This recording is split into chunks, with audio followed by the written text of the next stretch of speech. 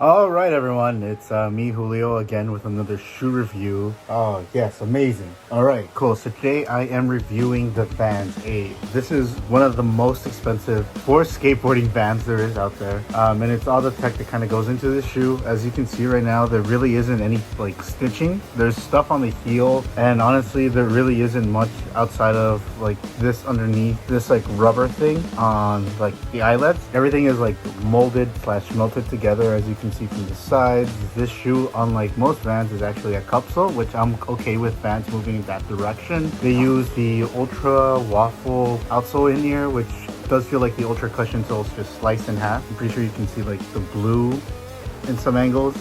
Like, it just feels like the regular thick insole cut in half. It's a very breathable shoe. It's comfortable. It's got that sock thing in the shoe that I love in shoes, and I am completely on board with. There isn't any seams to tear, and I barely worked my way into the Duracap. I've been kick flipping a bit more than usual, and this shoe has been holding up. The shoes did go bald, and I've been very picky enough to like throw shoes out after this point, but I actually really like how these shoes skate. Regardless of how like worn out the sole is, the shoe is still really grippy. It protects your foot. It's very breathable. It's got a nicely padded tongue, which is a nice addition. But if you're a heel flipper, it will suck. It's not as durable in the heel flip area as it is for the kickflip area.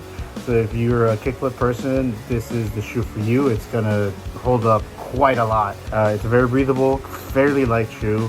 It's lighter than most Vans. Definitely, it's something you're gonna notice. I did like that there wasn't any seams to rip off, and then you gotta like power through or glue back any like thing that's falling off. You got this decorative stitching. Yeah, it's a great shoe. It's actually being in sale a bit more often now, and if you can get your hands on a pair, even if they're like some wild jacked colorway, they're definitely worth a shot. And I love that you can see here from the camera, from the inside, you can see the insole of the shoe. Yeah, that's my finger right there.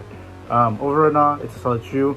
The arch support isn't the best, and if you want to swap out the insoles, as you saw, you're gonna have to stick to the thinner ones, as you know, these are very thin insoles, and anything other than that is just gonna feel too tight on your foot. I personally have a slightly wider foot, and I got these shoes in my regular size, 9.5. See, that's all worn out, but I got them in my regular size, and I felt like they fit comfortably. I do recommend this shoe. Sport feels great. You know what? Start skating more cupsoles. It's better for your back, knees, and life. Yeah. And for the next shoe I have is the Converse Weapon. I'm probably butchering the name. I switched over to this shoe just to try out different insoles. I'm gonna make like an article about the FP insoles versus Remind insoles, I think, and any other insoles. Yeah. This is my next shoe up, and I'll talk to you guys later.